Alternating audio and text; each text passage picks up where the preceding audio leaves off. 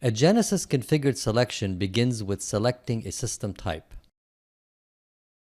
The wizard screen jump-starts the process by providing a convenient way to set the system's initial conditions and geographical location. There are typically many available options to further configure the system to achieve the desired performance goals and to best utilize the customer's available utilities. The physical attributes of the system can be reviewed at any time to ensure that the finished product meets the desired expectations. Once a system is fully configured, it's locked to allow the 3D SolidWorks model to be generated. The request from Genesys triggers the dedicated server to build the SolidWorks model. Once the model is completed, the 3D rendering can be reviewed directly from Genesys.